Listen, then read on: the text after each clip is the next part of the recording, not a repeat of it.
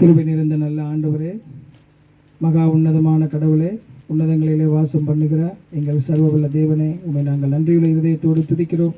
ஆண்டவரே, இந்த நாளில் கூட ஆண்டவரே, இந்த உங்களுடைய ஜீவனுள்ள வேத வார்த்தைகளை நாங்கள் தியானிக்கும் பொழுது பயத்தோடு, நடுக்கத்தோடு, தாழ்மையோடு, ஆண்டவரே, கீழ்ப்படுகிற இருதயத்தோடு, ஆண்டவரே, இந்த வார்த்தை ஆண்டவரே தேவனால் நாங்கள் நேரடியாக கேட்கிறோம் என்ற சிந்தையோடு இந்த வார்த்தையை நாங்கள் ஆண்டவரே முழு ஆழத்திலிருந்து நாங்கள் கவனிக்க தேவன் தாமே எங்களுக்கு உதவி செய்யும்படியாக நாங்கள் ஜெபிக்கிறோம்.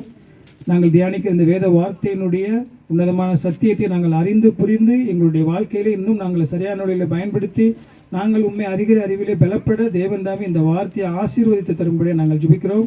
பரிசுத்த ஆகிய கடவுள் எங்களோடு கூட இருந்து எங்களை வழிநடத்தவும் எங்களோடு பேசவுமாய் நாங்கள் ஜெபிக்கிறோம். ஆண்டவரே, நாங்கள் பேசுகிற எண்ணை மறைத்து ஆண்டவரே நான் சத்தமாக மாத்திரமா இருக்க தேவனே நீரே உம்முடைய சிந்தை எண்ணங்களை கொடுத்து பேசும்படியாக கூட நாங்கள் தாழ்மையோடு ஜெபிக்கிறோம். ஆசீர்வதிங்க. இவை எல்லாவற்றையும் அருமை இரட்சகராய் இயேசு கிறிஸ்துனுடைய தூய நாமத்தினாலே இந்த ஜெப விண்ணப்பங்களை ஏறெடுக்கிறோம் நல்ல பிதாவே, ஆமேன். அல்லேலூயா.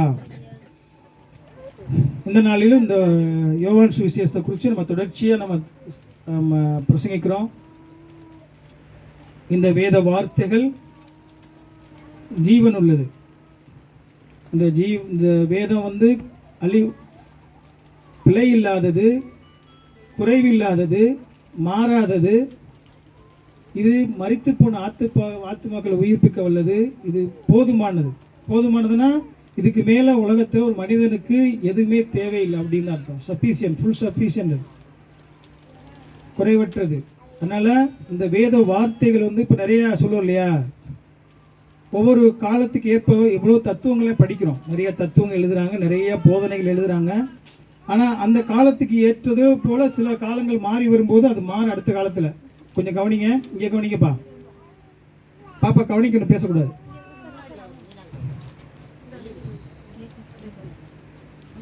இப்போது நிறைய புத்தகங்கள்லாம் படிப்பீங்க. நிறைய பெரிய அறிவாளி, பெரிய ஞானவான்கள்லாம் புத்தகம் எழுதுகிறாங்க இல்லையா. அவங்க என்ன பண்ணுவாங்கன்னா அடுத்தடுத்து எடிஷன் போடுவாங்க. இப்போது இந்த ஒரு காலத்தில் ஒரு 1000 வருஷத்துக்கு முன்னாடி புத்தகம் இருந்தால் இந்த கால சூழ்நிலைக்கு ஏற்ற மாதிரி அது என்ன பண்ணுவாங்க, திருத்தி அமைக்கப்பட்ட பதிப்புன்னு சொல்லி அதில் சில மாற்றங்கள்லாம் செஞ்சு வெளியிடுவாங்க. ஆனால் இந்த வேதம் அப்படி கிடையாது. கிட்டத்தட்ட இந்த வேதம் எத்தனை வருஷம் வரலாறு பேசுது தெரியுமா? 4000 வருஷம் வரலாறு பேசுது. புதிய ஏற்பாடு பழைய ஏற்பாடு சேர்த்து 4000 வருஷம் வரலாறு பேசுது. இது எழுதப்பட்ட காலம்னு பார்த்தீங்கன்னா கிட்டத்தட்ட 2500 வருஷத்துக்கு முன்னாடி. அதாவது ஆண்டவர் இயேசு கிறிஸ்து பூமியில் மனிதனாக பிறக்கிறதுக்கு 2500 வருஷத்துக்கு முன்னாடி எழுதப்பட்டுச்சு. 1500 வருஷம் இடைவெளிகளில் எழுதப்பட்டுச்சு. இப்போது மோசே தான் எழுதுறாரு. அதுக்கு முன்னாடி நிறைய பேர் உங்களுக்கு தெரியும் நினைக்கிறேன். மோசேக்கு முன்னாடி யாராக இருந்தா? யாக்கோபு இருந்தார், ஈசாக்கு, அதுக்கு முன்னாடி ஆபிரகாம், அதுக்கடுத்து நோவா, ஆதாம். அப்படி அந்த வாக்குத்தத்தம் பட்ட சந்ததிகளில் முன்னாடி எவ்வளோ பேர் இருந்தாங்க, எத்தனையோ ஜனங்கள் இருந்தாங்க. ஆனால் எழுதப்பட்ட காலம் மோசே தான் முத ஆதியாகமத்தை எழுதுறாரு. தெரியல உங்களுக்கு? ஆதியாகமம் அந்த அஞ்சு அந்த பஞ்சாகம்னு சொல்லுவாங்க, தோரான்னு சொல்லுவாங்க. முதல்ல எழுதினதே அவர் மோசே தான் ஆரம்பிக்கிறார். அப்போது இந்த வேதம் இத்தனை வருஷமா இன்னைக்கு வரைக்கும் கணக்கு பண்ணிங்கன்னா 6000 வருஷம். சொல்லப்போனால் நம்ம கைகளில் வரலாறு 6000 வருஷம் வரலாறு, மனித வரலாற்றில் 3000 வருஷமா இஸ்ரேல் ஜனங்கள்கிட்ட இந்த வேதம் இருக்கு. 2000 வருஷமா உங்களுக்கு எனக்கு இந்த வேதம் இருக்கு. ஆனால் இதில் இருக்கிற ஒரு வார்த்தையும் இனிமே மாற்றப்படாது, மாற்ற வேண்டிய அவசியம் இல்லை. இனி எத்தனை வருஷம் ஆனாலும் இந்த வார்த்தை இதே தான். இதில் எந்த விதமான எடிசனோ மாற்றுறதோ இல்லை காலத்துக்கு ஏற்ற மாதிரி மாற்றுறதோ கிடையாது. ஏன்னா இது மாறாதது. இந்த வேதம் முடிவற்றது, நித்தியமானது, பிழை இல்லாதது, போதுமானது, இது குறைவற்றது. அதனால தான் ஒரு மனிதனை ரட்சிக்கிறதுக்கு போதுமான எல்லா விதமான உபதேசங்களும் அவனுடைய நல்வழிப்படுத்தக்கூடிய எல்லா போதனைகளும் இந்த வேத புத்தகத்தில் இருக்குது. இந்த வேதம் தேவனுடைய வார்த்தை. இது தேவனால் கொடுக்கப்பட்ட, மனிதனுக்கு கொடுக்கப்பட்ட மிகப்பெரிய இந்த உலக படைப்புகளே மனிதனுக்கு கொடுக்கப்பட்ட மேலான அந்த ஆசீர்வாதம் இந்த வேதம். அதனால் அந்த வேதத்தினுடைய மகத்துவத்தை அறிஞ்சு தான் இந்த வேத வார்த்தைகளை தியானிக்கணும். அப்படி இந்த வேத புத்தகத்தில் அப்போஸ்தலனாகிய யோவான் இந்த சுவிசேஷத்தை எழுதுகிறாரு. இந்த சுவிசேஷத்தை எழுதப்பட்ட நோக்கத்தை நான் நிறைய தடவை சொல்லியிருக்கேன். நிறைய புத்தகங்கள் எழுதியிருக்கு. ஒரு புத்தகத்தை நம்ம படிக்கிறோம். நம்ம வேத புத்தகத்தில் 66 புத்தகங்கள் இருக்குது. பழைய ஏற்பாட்டிலையும் புதிய ஏற்பாட்டிலையும் சேர்த்து. பழைய ஏற்பாட்டில் 39 புத்தகம், புதிய ஏற்பாட்டில் 27 புத்தகம், மொத்தம் 66 புத்தகம் இருக்குன்னா அந்த 66 புத்தகமும் ஒவ்வொரு புத்தகமும் எழுதப்பட்ட ஒரு நோக்கம் இருக்கும். கொஞ்சம் கவனிங்க. ஏன் எதற்காக இந்த புஸ்தகம் எழுதுறாரு, யோவான் ஏன் இந்த யோவான் சுவிசேஷத்தை எழுதுறாரு அப்படிங்கிறது ஒரு நோக்கம் இருக்குது. அந்த நோக்கத்தை அறிஞ்சு படித்தா தான் உங்கள் ஆவிக்குரிய வாழ்வில் அந்த அந்த வேதத்துடைய சத்தியத்தை நீங்கள் அறிந்து கொள்ள முடியும். நிறைய புஸ்தகத்தில் அது நேரடியாக சொல்லப்படலைனாலும் இந்த புஸ்தகத்தில் யோவான் தெளிவாக சொல்கிறார். யோவான் 20:30-31 வசனங்களை சொல்கிறாரு. அவர் அநேக அற்புதங்களை நான் செஞ்சதை கடவுள் செஞ்சால் அதை நான் இந்த புத்தகத்தில் எழுதுனா தாங்காது. ஆனால் இந்த புஸ்தகம் ஏன் எழுதினாரா,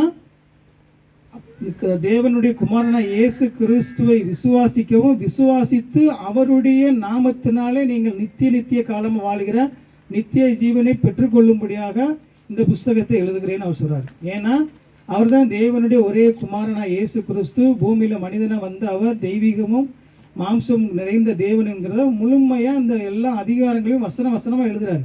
அதை நிரூபிக்கத்தான் அவர் ஒவ்வொரு அதிகாரங்களும் எழுதுறாரு. ஏன் இதை எழுதணும், ஏன் எழுதணும்னா அன்னைக்கு எழுதப்பட்ட கால சூழ்நிலையோடு நீங்கள் கவனிக்கணும். அந்த வேத புஸ்தகத்தை எழுதும்போது அன்னைக்கு என்ன சூழ்நிலை இருக்குன்னா, அன்னைக்கு வந்து கிரேக்க தத்துவங்கள் நிரம்பி இருந்தது. நாசிசம் அப்படின்னு சொல்லப்படுகிற கோட்பாடுகள், அதாவது அறிவார்ந்த நாங்கள் மேன்மையான ஒரு தத்துவ போதனைகள் கொண்ட மேன்மையானவர்கள், அறிவு சிறந்த நாங்கள் மனிதர்கள் சொல்லப்பட்ட அன்னைக்கு உள்ள அந்த கிரேக்க கலாச்சாரம் இருந்துச்சு. அந்த கிரேக்க கலாச்சாரம் கிரேக்கர்களுக்கு மாத்திரம் இல்லை, அன்னைக்கு வாழ்ந்த யூதர்களையும் பாதிச்சது, அன்னைக்குள்ள ரோமர்களையும் பாதிச்சது, அன்னைக்கு முழு உலகத்தையும் அந்த கிரேக்க கலாச்சாரம் பாதிச்சிச்சு. இன்னைக்கு கிரேக்க அந்த கலாச்சாரம்னு சொன்னால் என்ன உங்களுக்கு புரியுது? இப்போ நம்மளுடைய கலாச்சாரம் இன்னைக்கு வந்து எல்லாத்துலேயும் பாதிச்சுக்கு தெரியுமா? எதில் பாதிச்சுக்கு தெரியுமா? நம்மளுடைய கலாச்சாரத்தை, நம்ம இன்னைக்கு வாழ்கிற கலாச்சாரத்தை எதில் பாதிச்சிருக்கோம் தெரியுதா? நம்ம இன்னைக்கு சாப்பாடு, உணவு, வெரி குட், ட்ரெஸ்ஸு. முன்னாடிலாம் இந்த தாவணி போடுற பழக்கம்லாம் இருந்துச்சு. யாராவது தாவணி போடு ரிப்பன் கட்ட பழக்கம்லாம் இல்லை.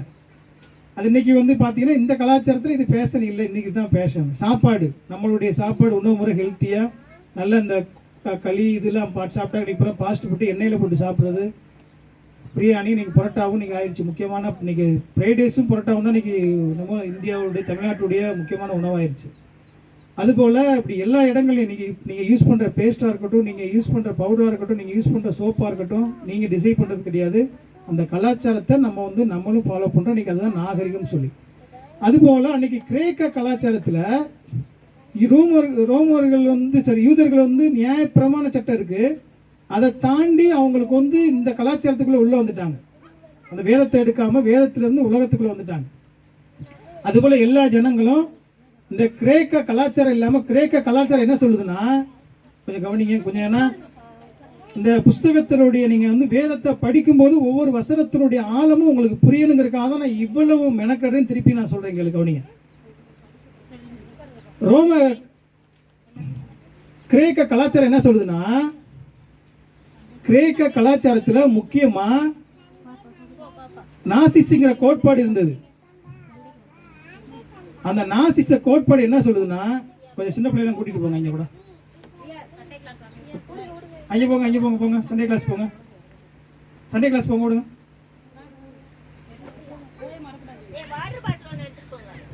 சரி, உங்களுக்கு நான் கேட்குமா? அது பேசுறது கேட்குமா? கேட்காது?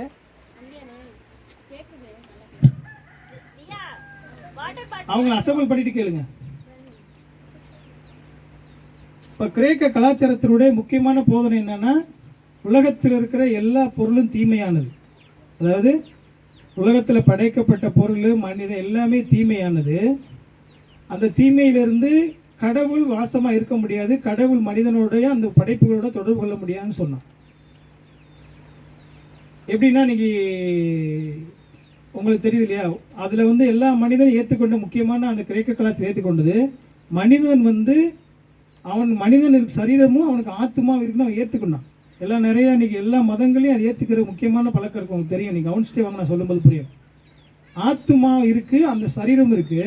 அவனுக்குள்ள ஆத்மா வந்து ரொம்ப பரிசுத்தமானது, ஏன்னா அது வந்து தேவனோட சம்மந்தப்பட்டது. சரீரம் கெட்டது, புரியுதா உங்களுக்கு?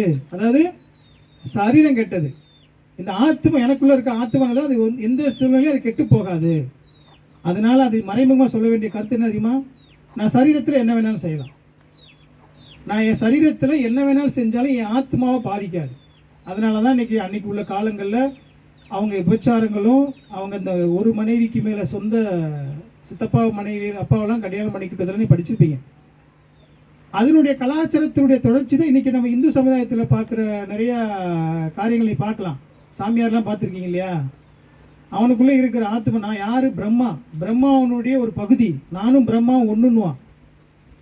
அந்த ஒன்றா இருக்கிற நான் வந்து எனக்குள்ள ஆத்மா வந்து எந்த சூழ்நிலையும் என்னை கடவுளை விட்டு பிரிஞ்சிருந்தா, அதனால் சரீரத்தில் என்ன வேணாலும் செய்யலாம். அதனால அவன் கஞ்சா குடிக்கிறது, ஒரு பொண்ணை என்ன வேணாலும் செய்கிறது, அவை சாராயம் குடிக்கிறது, அவள் நிர்வாணமாக ஒரு பொண்ணை. நீங்களாம் இந்த நிறைய இடங்களில் போனீங்கன்னா அந்த நிர்வாணமான சாமியார்கள்லாம் அந்த ஒரு பொண்ணை பார்த்து பிடிச்சது மாத்திரல, அவங்களோட எல்லா உபச்சாரம் பண்ணது இல்லாமல் அந்த பொண்ணு அந்த பிடிச்சி உபச்சாரம் பண்ணி அவங்கள கொண்டு போட்டு அவங்கள வந்து சதையாக பிச்சு பிச்சு திம்பாங்க ஒவ்வொரு உறுப்பாக.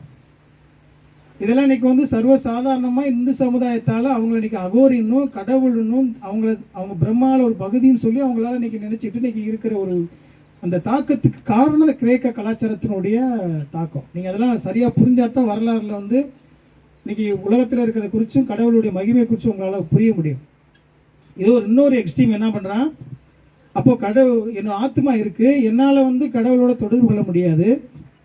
அப்போ நான் என்ன பண்ணணும், நான் வந்து மிகப்பெரிய ஒரு துறவரமான ஒரு லைஃப் வாழணும், கடுமையான விரதம் மேற்கொள்ளணும், நான் வந்து சில நற்காரியங்கள் செய்யணும், இப்படிலாம் செஞ்சும் நான் கடவுளோட நான் சமாதானம் ஆயிட முடியும் அப்படின்னு சொல்லி தன்னுடைய சுயத்தையும் சுயனுடைய நம்ம நீதியையும் தேடுகிற ஒரு கூட்டம். இதன் மூலமாக நான் வந்து கடவுளை அடைந்து கொள்ளலாம் அப்படிங்கிற ஒரு கூட்டம். ரெண்டு எக்ஸ்ட்ரீமும் நீங்கள் கவனிக்கணும். இது ஏன் உங்களுக்கு இந்த வேத பகுதியில் இன்றைக்குள்ள அந்த கிரேக்க கலாச்சாரத்தில் யோவான் இந்த சுவிசேஷத்தை எழுதாருங்கிற சரியான உங்களுக்கு புரிதலோடு நீங்கள் இந்த வேத பகுதியை அணுகணும். அதுக்காக தான் சொல்கிறேன். இன்னும் கூட நீங்கள் இஸ்லாம் மார்க்கத்தில் பார்த்தீங்கன்னா அவங்க என்ன சொல்கிறாங்கிறீங்க, அவங்க வந்து கடவுள் வந்து பூமியில் வந்து ஒரு இயேசு கிறிஸ்து ஒரு இறை தூதராக ஈசா நபியாக பூமிக்கு வந்தார். அவர் வந்து மற்ற இறை தூதர் போல முகமது நபிகள் போல மற்ற அவர் மோசேவை மூசான்னுவாங்க. அங்கே தாவி தின்னுவாங்க.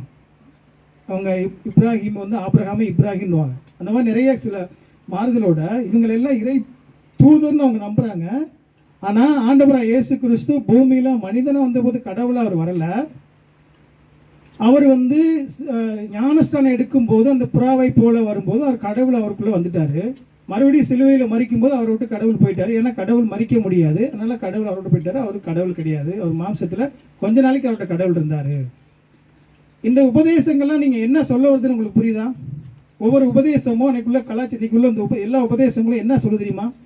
மாம்சத்தில் வந்த ஆண்டவராக இயேசு கிறிஸ்து அவர் கடவுள் இல்லை, தேவன் இல்லை, அவர் தேவகுமாரன் அல்ல, அவர் மனிதன் தான். மனிதனாக இருந்தவர் கொஞ்ச நாள் சில நாள் கடவுளாக இருந்தார், சில நேரம் இறை தூதர் நல்ல இறை போதனை பண்ணார்.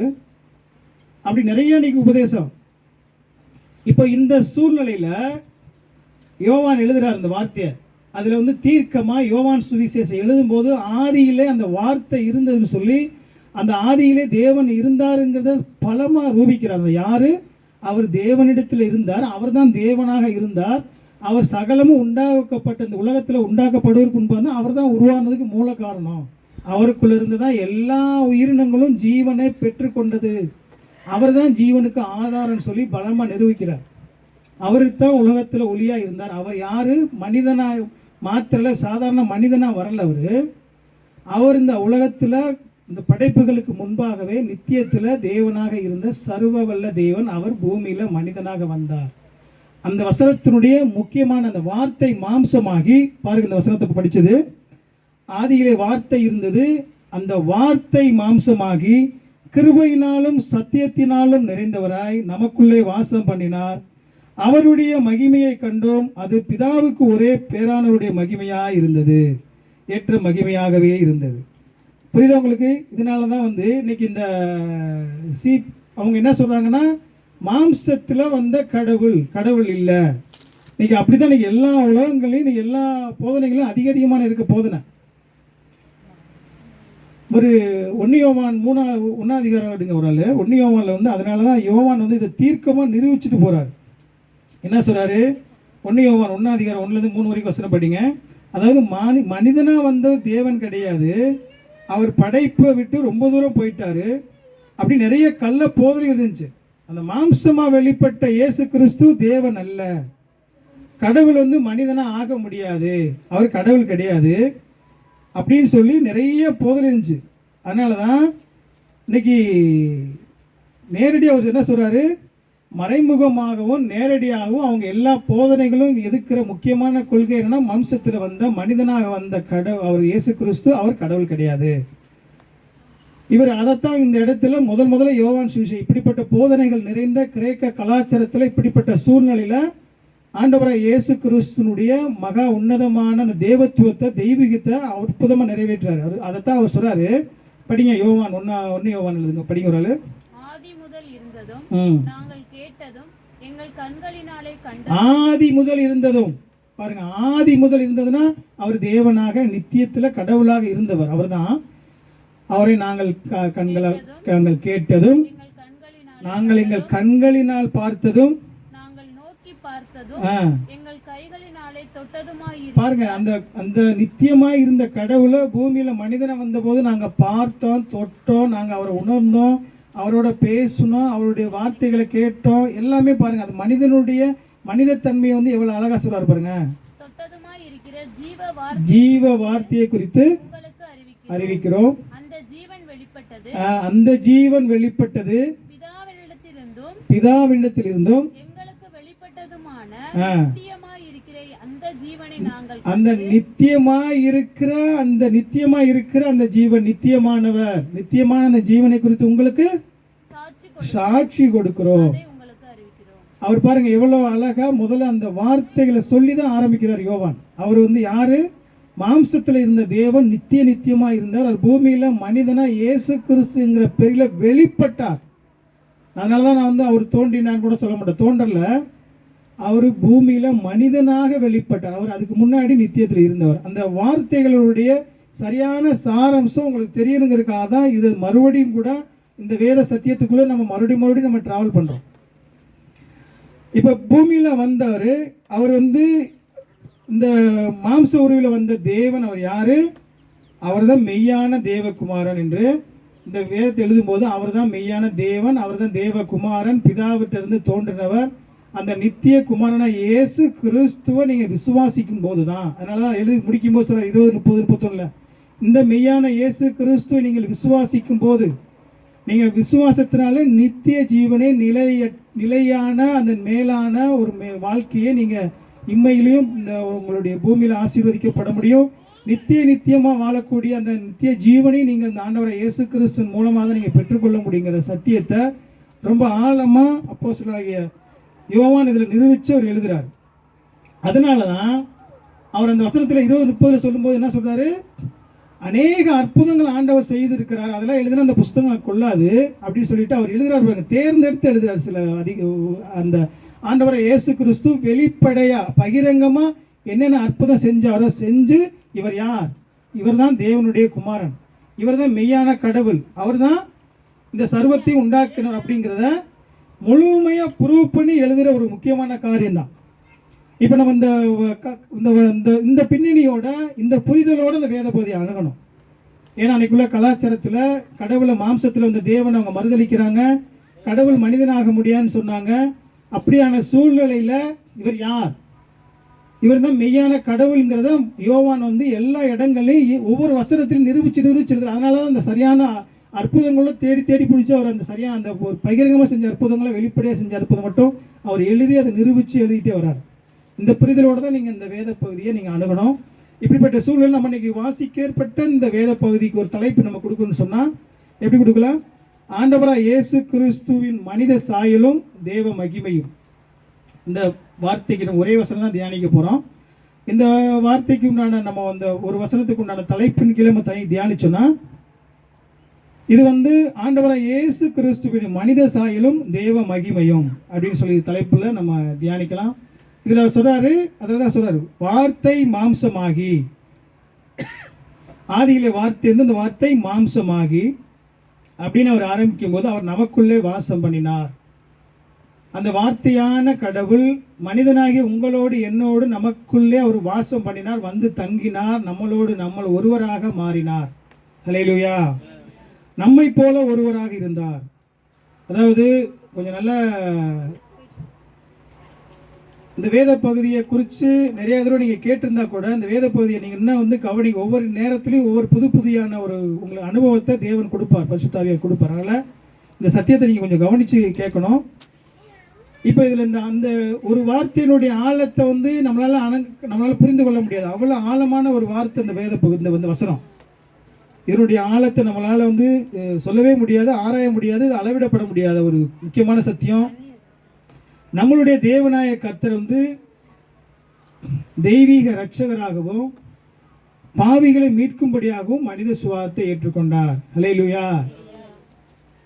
தேவாதி தேவன், உன்னதமான கடவுள், பாவிகளாகிய உங்களை என்னையும் மீட்கும்படியாகவும் நம்மளை பரலோகம் சேர்க்கும்படியாகவும் பாவிகளாகிய உங்களை மீட்கிறதற்காக மனித சுபாவத்தை அவர் தன்மேல் ஏற்றுக்கொண்டார். அதான் சரியான ஒரு, நீங்கள் பூமியில் மனிதனான்னு சொன்னால் சரியான மனிதனாக இருக்க முடியும். இப்போ இதை குறிச்சுவான ஒரு சரியான உங்களுக்கு புரிதலுக்குன்னு சொன்னால், அவர் வந்து பார்த்தீங்கன்னா கடவுள் எப்படி இருந்தால் சொல்லுங்கள், பூமியில் மனிதனான்னு இருந்தான்னு சொன்னால் அவர் எப்படிலாம் வந்து அவருடைய மனிதத்தன்மையை குறித்து நீங்கள் சொல்லுங்கள், உங்களுக்கு தெரிஞ்சதை எப்படி சொல்லுங்கள். அவர் மனிதத்தன்மையில் இருந்தார் இல்லையா? அவர் எப்படி இருந்தார்? பாதி கடவுளாக இருந்தாரா, பாதி மனிதனாக இருந்தாரா, இல்லை அவர் சில நேரங்களில் கடவுளாக இருந்தாரா, இல்லை அவர் சிலுவையில் மரித்ததுக்கு பின்னாடி அவருடைய கடவுள் தன்மையும் மனித தன்மையும் போயிருச்சா? அவர் பூமியில் பிறக்கும்போது, குழந்தையாக பிறக்கும்போது அவர் கடவுளாக இருந்தாரா, இல்லை எந்தெந்த சூழ்நிலையில் அற்புதம் அடையாளம் செய்யும்போது ஒரு கடவுளாக இருந்தாரா? எப்படிலாம் கடவுளாக இருந்தார், எப்படிலாம் மனிதனாக இருந்தாலும் உங்களுக்கு தெரிஞ்சதை சொல்லுங்கள். அது எப்படி சொல்கிறீங்க? சூப்பர். மனிதனுடைய உணர்வுகள் இருந்துச்சு. மனிதனுடைய உணர்வுகளை எந்த மாற்றம் இல்லை. எல்லாம் அவருக்கு தூக்கம் இருந்துச்சு, களைப்பு இருந்துச்சு. மனிதனை போல் அவருக்கு அசதி இருந்தது. அவருக்கு சோர்வாக இருந்தார், கோவப்பட்டார், துக்கப்பட்டார், கண்ணீர் விட்டார். அவர் மனிதனுடைய எல்லா இயல்புகள் இருந்துச்சு. சரி, தெய்வீகத்தை குறித்து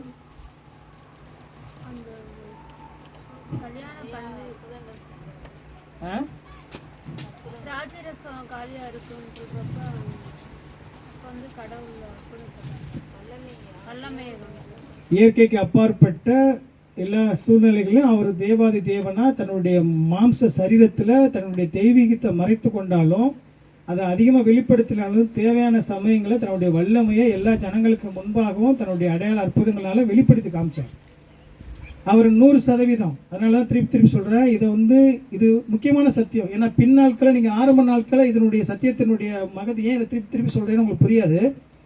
நீங்கள் வளரும்போது நிறைய கள்ள உபதேசம் உங்களுக்குள்ளே வரும். அப்போ நீங்கள் அந்த கடவுளை குறித்து கேள்வி இன்றைக்கே கேட்பாங்க. இயேசு கிறிஸ்து எப்படி ஒரு கடவுளாக முடியும்? அவர் குமாரன் எப்படி? கடவுளுக்கு என்ன மனைவி இருக்கா? அவர் எப்படி குமாரனாக இருக்க முடியும்?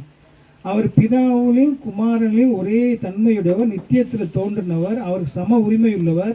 அவர் 2 பேரும் உண்டாகலை, அவர் எல்லாம் நித்தியத்தில் இருந்தவர். அது நீங்கள் அதை சரியான புரிதலோட பூமியில் மனிதனாக வந்தாலும் மனிதனை எப்படிப்பா நீங்கள் மனிதனை கடவுள்னு சொல்லுவீங்க நீங்கள் அப்படின்லாம் கேட்பாங்க. அப்போ அந்த கேள்விக்கெல்லாம் நீங்கள் இந்த சத்தியத்தை சரியாக நீங்கள் கவனிச்சா தான் இதில் உண்மை தெரியும். அப்போது அவர் என்ன சொல்கிறாரு, திடீர்னு அவர் கடவுளாக வரல, அவர் திடீர்னு வரல, மனிதனுக்குள்ள எல்லா குணாதிசயமும் எல்லா சுபாவமும் எல்லா குழந்தையும் இருந்துச்சு. அவர் நம்மை போல முழுமையான ஒரு மனிதனாக இருந்தார். அதாவது ஆண்டவராக இயேசு கிறிஸ்து மனித உருவில் வந்த தேவன், தேவ உருவில் இருந்த மனிதன். அல்லேலூயா. அவர் வந்து உண்மையாகவே நம்மளுடைய சிருஷ்டிகளில் நம்மை போல ஒருவராக இருந்தார். அவர் பூரண மனிதனாக இருந்தார், அதே நேரத்தில் பூரண தெய்வமாகவும். இது ரெண்டுலேயும் எந்த குழப்பமே கிடையாது. ரெண்டுலேயும் தனித்தன்மையோடு பூரணம் இருந்துச்சு அவருக்கு. தெய்வீகத்தில் இப்போ எப்படி இருக்கு? பூரணம்னா என்ன சொல்றது தெரியல, கவனிக்கணும். பூரணம்னு என்ன? தெய்வீகத்தில் படைப்புக்கு முன்னாடி நித்தியத்தில் அவர் என்ன மகிமை, என்ன வல்லமை, அவருக்கு என்ன அதிகாரம் இருந்ததோ அதே அதிகாரத்தோடு தான் பூமியில் இருந்தார். இல்லையா? அவருக்கு அந்த அதிகாரத்தை இங்கே பூமியில் மனிதனாக வந்ததுனால எல்லாமே அவருக்கு அதிகாரம்லாம் குறைஞ்சிருச்சு. இங்கே உள்ள அதிகாரம் மட்டும்தான் இருந்துச்சு, மனிதனுடைய சுவாசம் மட்டும்தான் இருந்துச்சு. அப்படி கிடையாது. பரலோகத்தில் அங்கே இருக்கும்போது அவருக்கு என்ன அதிகாரமோ, என்ன அவருக்கு வல்லமோ, என்ன கனம் இருந்துச்சோ அதே கனமும் இங்கே பூமியிலே இருந்துச்சு. மனிதனை போல இருந்தான்னா மனிதனை மாறினதுனால மனிதனுடைய எல்லா சுபாவமும் எல்லா குணாதிசயமும் இருந்தது. ஆனால் ஒன்றே ஒன்று வித்தியாசம். என்ன வித்தியாசம் இருந்துச்சு அவருக்கு சொல்லுங்கள்? மனிதன் சாயலாக இருந்தார், மனிதனுடைய எல்லா குணாதிசயமும் எல்லா இயல்பும் இருந்துச்சு. ஆனால் ஒரே ஒரு சுபாவம் அவர்கிட்ட இல்லை. என்ன சொல்லுங்கள்? மனிதனை போல பாவம் இல்லாதவராக இருந்தார். மனிதனுடைய பாவத்தை மாத்திரம்தான் அவர் வேறுபட்டு இருந்தார் ஒழிய அவர் பாவம் இல்லாதவரா, கன்னியின் வித்தாக, அவர் ஸ்திரீயின் வித்தாக பரிசுத்தரா அந்த பூமியில மனிதனாக இருந்தார். ஆதியில பூரண படைக்கப்பட்ட ஆதாம போல பாவம் இல்லாதவரா இருந்தார். மற்ற எல்லா வகையிலும் மனிதனுடைய எல்லா சுபாவத்திலையும் அவர் மனிதனுடைய பூரண பரிணாமத்தை அவர் அனுபவிச்சார். இல்லையா? அப்போ ஏன் அவர் மனிதனா வரணும்? அதை சொல்லுங்க. மனிதனா ஏன் வரணும்? நம்மளுக்கு நிறைய படிச்சிருக்கோம். நம்ம ஏன் மனிதனா வந்தாருங்கிற குறித்து உங்களுக்கு கிட்டத்தட்ட எல்லா பிரசங்கங்களையும் சொல்கிறோம். இப்போ நீங்கள் அந்த சரியான உங்களோட விளக்கத்தை நான் எதிர்பார்க்குறோம். ஏன்னா அது நிறைய நாட்களில் இனி வரும்போது உங்களுக்கே நீங்கள் கேட்பீங்க, எப்போ பார்த்தாலும் இந்த காரியத்தை குறித்து நீங்கள் நிறையா பேசுகிறீங்கன்னு சொல்கிறீங்கன்னா, அப்போ உங்களுக்கு இதை குறித்தான அறிவு உங்களுக்கு போதுமானதாக இருக்கா அப்படிங்கிறத குறித்து நான் கேள்வி கேட்குறேன். அவர் ஏன் மனிதனாக வரணும்? நம்மளுடைய பாவங்களை போக்க, நம்மளுடைய பாவங்கள் எல்லாத்தையும் சிலுவையில போக்கணும். சரி, அப்போ ஏன் நான் வந்து ஒரு ஏன் பூமியில் மனிதன் இல்லையா? பாவத்தை போக்குறதுக்கு ஒரு மனிதன் பாவத்தை போக்கலாமே. சரி, பாவம் இல்லாதவரை வந்து அவர் மரணத்தை வந்து முடிச்சிட்டாருன்னா பாவம் இல்லாதவராக வந்தார், ஓகே, நான் ஏற்றுக்கிறேன். அவர் உண்மையாக பாவம் இல்லாதவர் வந்தார். அவர் வந்து சிலுவையில் வந்து மன்னிப்பை கொடுத்துட்டாருன்னா அதுக்கு பின்னாடி மறுபடியும் நம்ம பாவம் செஞ்சோம்னா என்ன பண்ண முடியும்? ஒரு தடவை பாவம் இல்லாதவர் வந்து நம்மளை மன்னிச்சிட்டாரு, அதுக்கடுத்து மறுபடியும் நம்ம பாவம் செய்ய மாட்டோம், என்ன நிச்சயம் இருக்குது? பாவம் செய்வோம்ல. அப்போ நம்மளுக்கு அந்த விடுதலை யார் கொடுக்குறது? அதை எப்படி கொடுக்குறான்னு கேட்குறேன். அவர் ரத்தத்தினால நித்திய மீட்பு உண்டு பண்ணார். நீ அதுக்கு பின்னாடி நீ பாவம் செஞ்சு முடித்த பின்னாடி உங்களுக்கு வந்து தொடர்ச்சியாக நீங்கள் மறுபடியும் பாவம் செய்கிறீங்களே, அந்த பாவம் செய்கிறாருன்னா என்ன அர்த்தம்? நான் செஞ்ச பாவத்துக்கு எனக்கு மன்னிப்பை கொடுத்துட்டார். இது வரைக்கும் எனக்கு பாவம் வந்து முழுமையாக என்ன பாவம் செஞ்சாலும், எவ்வளோ பாவம் செஞ்சாலும், எவ்வளோ ஐகத்தம்னாலும் என்னை மன்னிச்சிட்டாரு. இனிமேல் நான் செய்கிற பாவத்துக்கு என்ன பண்ணுறது?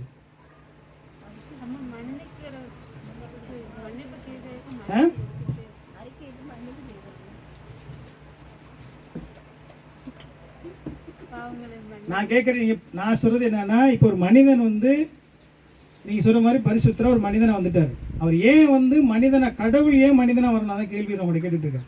அவர் கடவுள்னு உங்களுக்கு எல்லாம் தெரியுது இல்லையா? அவர் கடவுள் மனிதனாக வந்தாரு எங்களுக்கு நல்லா தெரியும். கடவுள் ஏன் ஒரு மனிதனாக வரணும்? இதே பரிசுத்தராக ஒரு மனிதனை எலும்ப பண்ணிருக்கலாமே. பரிசுத்தமுள்ள மனிதனை ஆதாம் போல ஒரு புதிய மனிதனை உருவாக்கி பாவத்துக்காக ஒரு மனிதனை வந்து அவனை மறிக்க வச்சு அந்த பாவத்துக்கு தீர்ப்பு உண்டு பண்ணியிருக்கலாம்ல. கேட்குற கேள்வி புரியுதா உங்களுக்கு? அர்த்தம் புரியுதா? ஏன் அவர் வரணும்னு இப்போ நிறைய தடவை கேட்குறீங்க இந்த கொஸ்டினை, ஏன் இதுக்கு எடுத்தாலும் இதே பிரசங்கத்தை பண்ணுறீங்களேன்னு.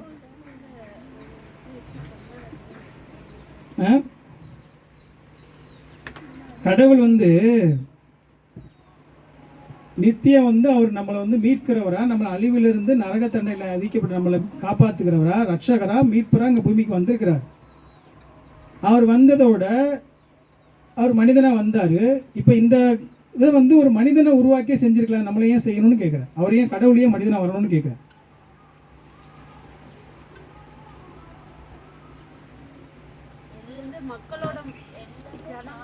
சரியா தெரியணும், சரியா நீங்கள் தெரிஞ்சுக்கணுக்கா சொல்கிற மாதிரி கேளுங்க.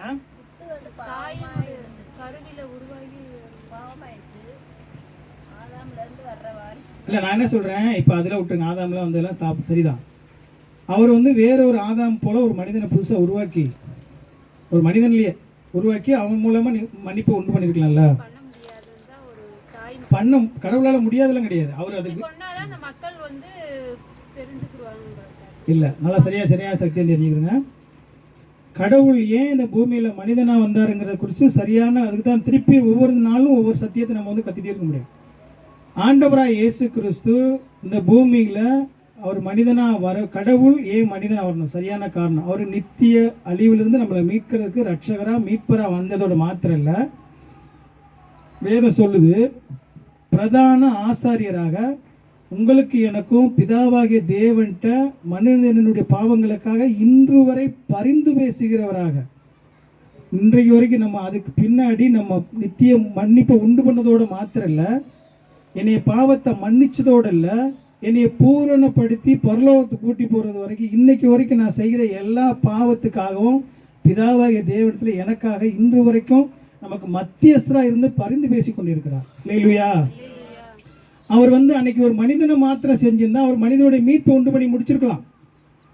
அவர் இன்னைக்கு உங்களுக்கு நம்ம மறுபடியும் செய்கிற எல்லா பாவங்களுக்கும் நம்மளுக்காக தொடர்ந்து தேவ சமூகத்தில் நம்மளுடைய பாவத்தை கொண்டு போய் மன்னிங்க, என்னுடைய பிள்ளை இவனுக்காக நான் மறிச்சிருக்கேன், இவனுக்காக என்னோட ரத்தத்தை சிந்திருக்கிறேன், இவன் செய்கிற பாவத்துக்காக மன்னிங்கன்னு சொல்லி பிதாவாகிய தேவன்ட்ட மத்தியஸ்தரா. மத்தியஸ்தங்கிறது சாதாரண கிடையாது. பிதாவாகிய தேவனுக்கும் மனிதனுக்கும் ஒரே ஒரு மத்தியஸ்தர் தான் இந்த பூமியில், வேற யாரும் உண்டாக முடியாது, கிடையாது.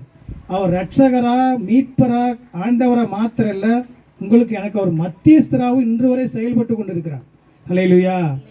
இப்போ பூமியில் வந்து ஒரு ரட்சகரா வந்து இன்னைக்கு பூமியில் மனிதனாக வந்தார்னு சொன்னால் உங்களுக்கு தெரியும், எல்லாமே தெரியும். இன்னைக்கு எல்லா மனிதனும் மனிதனிலிருந்து ஒரு பிரதிநிதியாக வந்து மனிதனுடைய பாவத்துக்கு அவன் கண்டிப்பாக பரிகாரம் செய்யப்படணும். மனிதனுடைய பாவத்துக்கு வந்து அவன் தண்டிக்கப்படணும்னு சொன்னால் எந்த ஒரு மனிதனும், கடவுள் நீதியுள்ள தேவன், நீதியுள்ள தேவனால அவர் வந்து நீதி மாசு தவறாக செய்ய முடியாது. இப்போ நான் தவறு செஞ்சிருக்கேன்னு சொன்னால் நான் தவறுக்கு கண்டிப்பாக நான் தண்டிக்கப்பட்டாகணும். அப்போ நான் நீதி உள்ள தேவனால எனக்கு ஒரு அந்த நீதியில் வந்து அவர் தவறு இவனுக்கு அவனை இறக்கம் பாராட்டுன்னு சொல்ல முடியாது. அந்த நீதி அவன் செஞ்ச தவறுக்கு கண்டிப்பாக தண்டிக்கணும். அதான் கடவுளுடைய நீதி.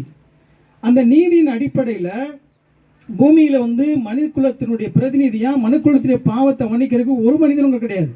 ஏன்னா எல்லா மனிதனும் ஆதாமுடைய பாவ இயல்பையும் பாவத்தை சூழ்ந்து பாவத்தினுடைய எல்லா தன்மைகளையும் பெற்றுக்கொண்டதுனால அவன் முழு மனுக்குலமும் சீரழிந்து சிதைந்து அவங்க முழு மனுக்குலமும் இன்னைக்கு பாவத்துக்குள்ளே கிடக்கு. நீங்கள் ரோமர் அதிகாரம் 3ஆம் அதிகாரம் 10லேருந்து 19 வசனம் படிங்க. அந்த வசனங்களில் நிறைய தடவை படிச்சிருக்கோம், மறுபடியும் படிங்க அந்த வசனத்தை. 3ஆம் அதிகாரம் 10லேருந்து 19 வசனம் வரைக்கும் ஒரு மனிதனுடைய சிந்தை, நீ ஒரு மனிதனுடைய பிக்சரை போட்டுக்கிறீங்க, உங்கள் பிக்சர் நினச்சிக்கிறீங்க, உங்கள் உடம்பு உருவத்தை நினச்சிக்கிறீங்க, அதிலிருந்து எதெல்லாம் கெட்டு போயிருக்குன்னு சொல்லி ஒரு சின்ன சிம்பிள் எக்ஸாம்பிள் கொடுக்குறாரு. படிங்க 10லேருந்து 19 வரைக்கும்.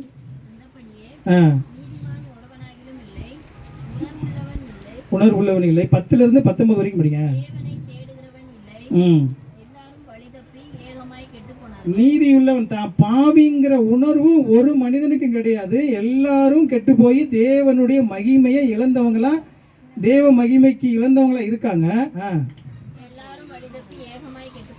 ஓகே, பாருங்க, நல்லா படிங்க. அவர்களுடைய தொண்டை திறக்கப்பட்ட பிரேத குழி. அப்படின்னு என்ன? மாயை திறந்தா நாத்தடிக்கும். நல்லது மனுஷட்டு வரவே வராது, கெட்டதான் வரும். அடுத்து நம்ம நாவுகளை என்ன சொல்றாங்க? யாராவது ஒருத்தரை பத்தி நம்ம 2 பேர் சேர்ந்து பேசினா யாரை பத்தி பேசுறோம்? அவங்க குறித்து பேசுறோமா? அவங்க மற்றவங்களை குறித்து தான் பேசுவோம். நம்மளுடைய சிந்தனை சீர்கட்டுக்கு எப்படி இருக்குன்னு பாருங்க. உதடுக்குள்ள என்ன இருக்கா? பாம்பின் விஷம் இருக்கிறது. படிங்க. நல்லதாவே அடுத்தவங்க குறித்து பேச மாட்டோம். எப்போ பேசினாலும் நம்ம எல்லாம் சாபம் தான் விடுவோம். யாரை பற்றி பேசினாலும் நல்லதாக பேசவே முடியாது நம்மளால. இது ஆதாமுடைய பாவத்தினுடைய எவ்வளவு பெரிய மோசமான நிலைங்கிறத சொல்லுது. அடுத்து நல்ல காரியத்தை நம்ம செய்ய எங்கேயுமே போக மாட்டோம்.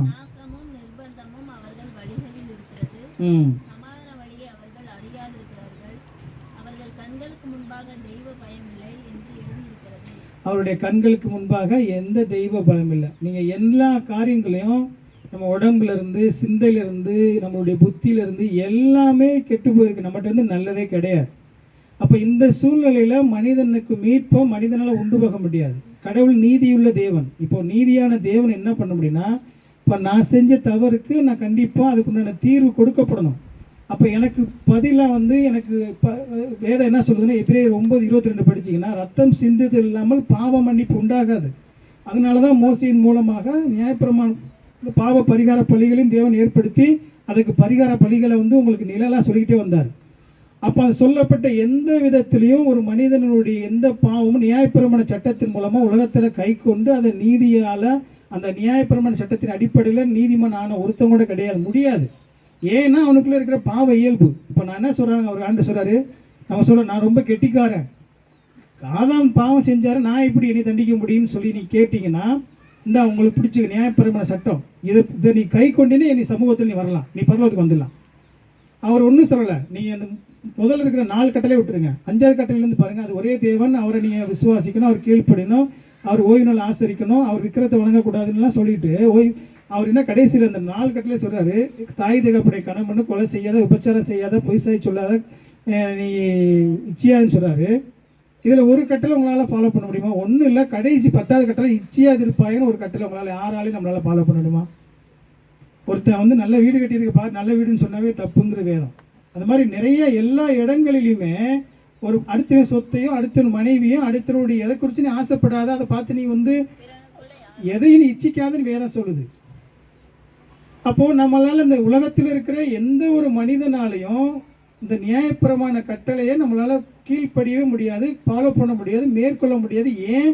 எனக்குள்ள இருக்கிற இந்த பாவ இயல்புனால நான் வந்து நல்லதே செய்ய முடியாது. இந்த சூழ்நிலையில தான் கர்த்தராகிய இயேசு கிறிஸ்து பூமியில மனிதனா அவர் வந்தது மாத்திரம் இல்ல, பாவ மனுக்குலத்தோட ரட்சகரா மாத்திரம் இல்ல, மீட்பரா மாத்திரம் இல்ல, அவர் எல்லா மனிதனுக்கும். இப்போ நம்ம இதை சொல்லும்போது நல்லா கொஞ்சம் கவனிச்சுட்டே வரணும். எது கீழே இருக்கிறோம்? ரோமர் சொல்லுது, இந்த பாவம் செஞ்ச மனிதனுக்கு வந்து தண்டனை நித்திய நரகம். இதுல இருந்து அவன் மீட்கப்பட முடியாது, இந்த தண்டிக்கத்தான் பட முடியும்.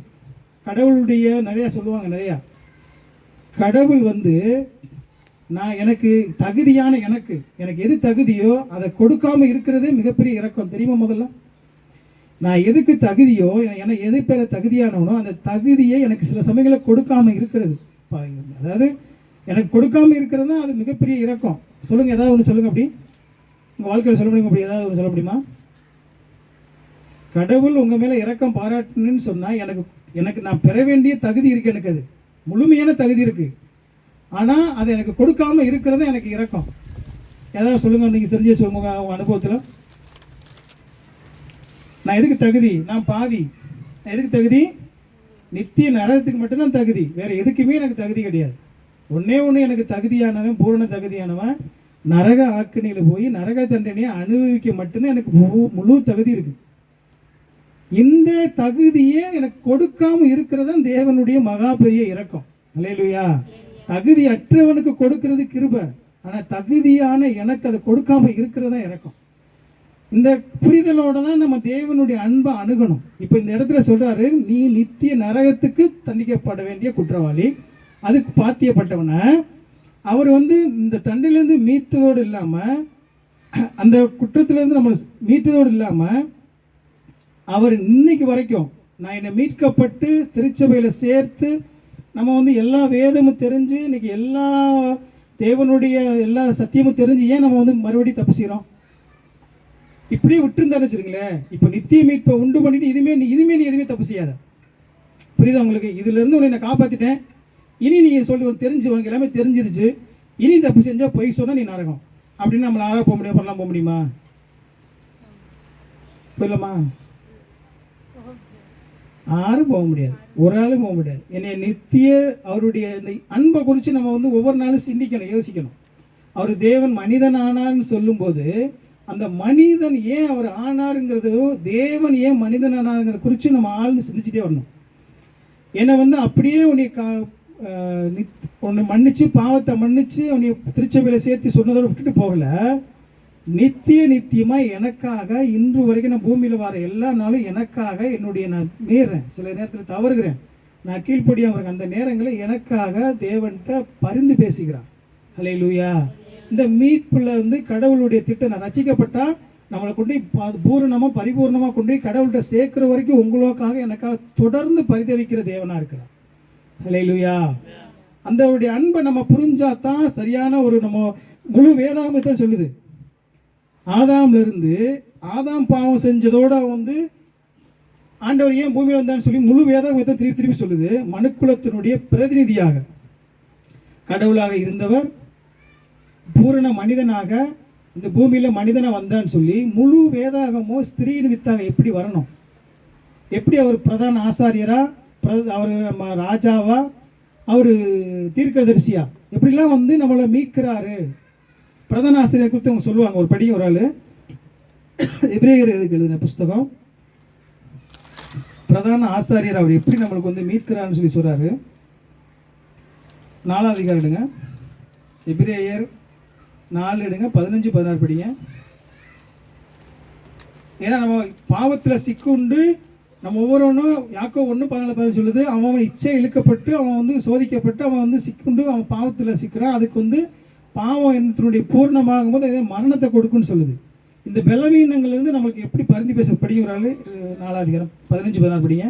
நம்முடைய பலவீனங்களை குறித்து விண்ணப்பிக்க கூடாத பிரதான ஆசாரியர் நமக்கிராமல் எல்லா விதத்திலும் நம்மை போல் சோதிக்கப்பட்டும் பாவம் இல்லாதவராய் இருக்கிற பிரதான ஆசாரியரே நமக்கு இருக்கிறார். எல்லா விதத்திலும் நம்மை போல சோதிக்கப்பட்ட ஒரு பூரண மனிதனா வந்ததுனால மனிதனுடைய பலவீனங்கள், மனிதனுடைய எல்லா விதமான சுபாவங்கள், குணங்கள் எல்லாமே அவர் தேவ தூதனாவோ ஒரு ஆவியாவோ இங்க வரல. அவர் அங்க பூரண மனிதனாக உங்களைப் போல நம்மில் ஒருவராக இருந்ததுனால, நம்முடைய எல்லா பலவீனங்கள் தெரிந்ததுனால, நம்முடைய பலவீனங்களை குறித்து பிதாவாகிய தேவன்கிட்ட தொடர்ந்து நம்மளுக்காக பரிந்து பேசி கொண்டிருக்கிறார். ஹல்லேலூயா. அவர் ரட்சகராக, மீட்பராக, ஆண்டவராக மாத்திரம் இல்ல, உங்களுக்காக எனக்காக பரிந்து பேசுகிற பிரதான ஆசாரியராக இருக்கிறார். பிரதான ஆசாரியுடைய வேலை என்ன தெரியுமா உங்களுக்கு? அன்னைக்குள்ள ஆசாரி கூடாரத்துல நம்ம கூடாரத்தில் அவருக்கு முதல்ல மகா பசுக்குள்ள பிரவேசிக்கிறதுக்கு ஒரே ஒரு அதுக்கு பிரதான ஆசிரியருக்கு மாத்திரம்தான் உண்டு. எல்லாரும் போக முடியாது. எல்லாரும் உள்ளேக்கு போகலாம். உள்ளே போகிறதுக்கு அது வருஷத்தில் ஒரு தடவை தன்னுடைய பாவத்தை மன்னிக்க முடியாமல் பலி செலுத்தணும். அதுக்காக ஜனங்களுடைய பாவங்களுக்காக அவன் பரிந்து பேசணும். கடவுள் இவங்களுடைய பாவங்கள்லாம் மன்னிங்கன்னு சொல்லி அந்த அவங்க செலுத்தப்பட்ட அந்த ரத்தத்தினுடைய பலியினுடைய ரத்தத்தை கொண்டு தெளித்து அவங்களுக்காக ஒரு பரிந்து பேசணும். அப்போ தான் அவங்களுடைய பாவம் அங்கே மன்னிக்கப்படும். அதே வண்ணமாக ஆண்டவராக இயேசு கிறிஸ்து அவர் ஒரே தரம் நித்தியமாக செலுத்தின அந்த ஒரு மீட்பினுடைய சிலுவையினுடைய பலியின் மூலமாக உங்களுக்காக எனக்காக இன்று வரை தொடர்ந்து பரிந்து பேசுகிற பிரதான ஆசாரியராக அவர் இருக்கிறதுனால உங்களை குறித்து என்னை குறித்து அவருக்கு நன்கு தெரியும். அந்த ஆழத்தோடு தான் ஆண்டவர் என்ன சொல்றாரு? தேவத்துவம் மனிதனை அவர் என்ன சொல்றாரு? அவர் நித்தியத்தில் இருந்தவர், நித்தியமாக தேவனிடத்திலிருந்து தோன்றினவர், அவர் முழு பிதாவுடைய முழு சாரம்சம் உடையவர். அவர் ஆசீர்வதிக்கப்பட்ட அந்த கண்ணியின் வயிற்றில் மனிதனாக வந்து முழுமையான தேவத்துவம், முழுமையான மனிதத்துவம் இருந்தவராக இருந்தாலும் பூர்ணமான தன்மைகளை ஒருபோதும் பிரிக்க முடியாத ஒரே ஒரு ஆண்டவரா அவர் அந்த பூரணம் எல்லாம் ஆண்டவர் இயேசு கிறிஸ்துவ தான் நிறைவேறிச்சு. அதனால தான் அவர் தேவனும் மனிதனுமாக இருக்கிறாருங்கிறத குறித்து மறுபடியுமாக இதனுடைய அந்த முழுமையான ஆழத்தை குறித்து பேசணும். அவர் மனிதனாக மாத்திரம் இல்லை, அவர் தேவனாகவும் மனிதனாகவும் இன்றும் உங்களுக்காக எனக்காக மீட்பினுடைய மிகப்பெரிய ஒரு அந்த ரட்சிப்பின் வழியை உண்டு பண்ண இந்த பூமியில் மனிதனாக வந்தார். அதான் சொல்கிறாரு, அந்த வார்த்தை மாம்சமாகி அவர் சொல்லும்போது திருப்பி சொல்கிறார், அந்த வார்த்தை மாம்சமாகி. கொலோசியர் 1:15 படிங்கிறாரு. கொலோசியர் 1:15.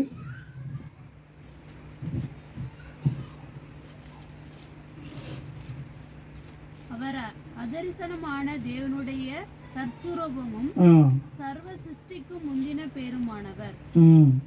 அவர் அதரிசனமான தேவனுடைய தற்சுரூபமும் சர்வ சிருஷ்டிக்கு எல்லா படைப்புகள். அவர் தேவனுடைய ஒரே அதரிசனமான ஒரே குமாரன் மாத்திரமல்ல, சர்வ படைப்புகளுக்கு அவர் முந்தினவர்.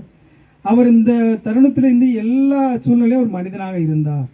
அவர் தேவனுமா இருந்தார், மனிதனுமா இருந்தார். திரும்ப அதே இதில் படிங்க. ஒரு 19-23 படிங்க. அந்த கொலோசியர் 1 அதிகாரத்தில் 19-23 வரைக்கும் ஒரு படிங்க.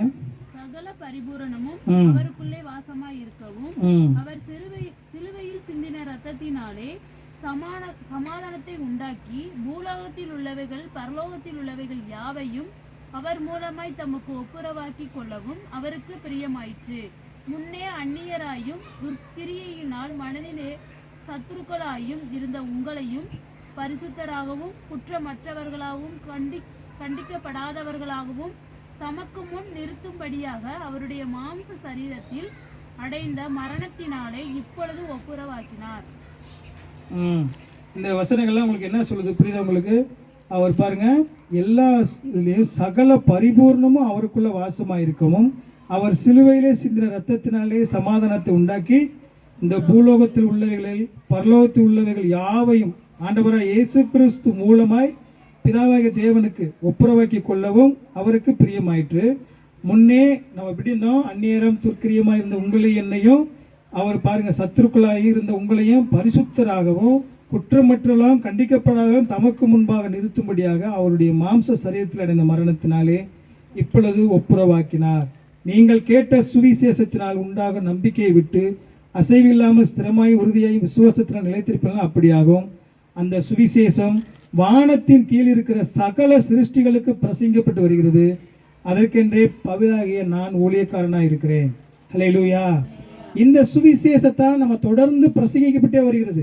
அவர் நித்தியமான தேவன், அவர் ரட்சகர், அவர் பாவிகளாய் உங்களுக்காக எனக்காக அந்த பரிசுத்த ரத்தத்தை சிந்து நம்மளுக்காக மீட்பை உண்டின ரட்சகர், மீட்பர்.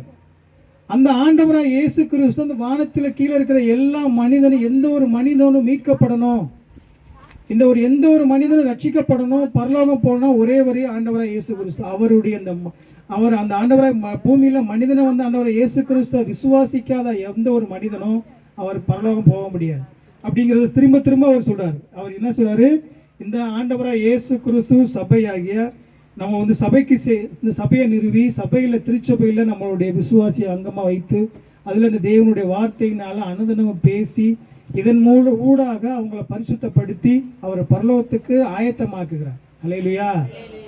இந்த சரியான இந்த உள்ளான சத்தியத்தை நம்ம அனுதினமும் வாழ்க்கையில் புரியணும்.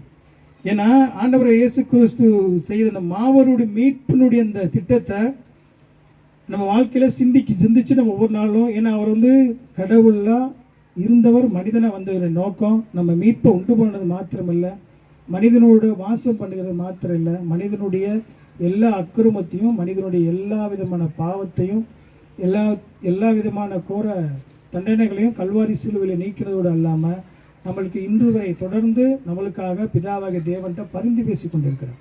அல்லேலூயா. அவருடைய அந்த பிரசனத்தை உணரும் போது தான் அந்த தேவனுடைய அந்த அன்பை நம்ம அந்த சரியான அவர் மீட்பினுடைய இந்த நித்தியமான மீட்பினுடைய மகத்துவத்தை புரிஞ்சாதான் நம்ம அவரை விசுவாசிக்க முடியும். இந்த சத்தியத்தை நம்மளுடைய அனுதினமும் நம்ம வாழ்க்கையில் சிந்தித்து அதுக்கு நன்றி உள்ளவங்களை வாழ்வோம். தேவன் தாமே இந்த நாள் இந்த வார்த்தையை ஆசீர்வதிப்பார். தேங்க்யூ.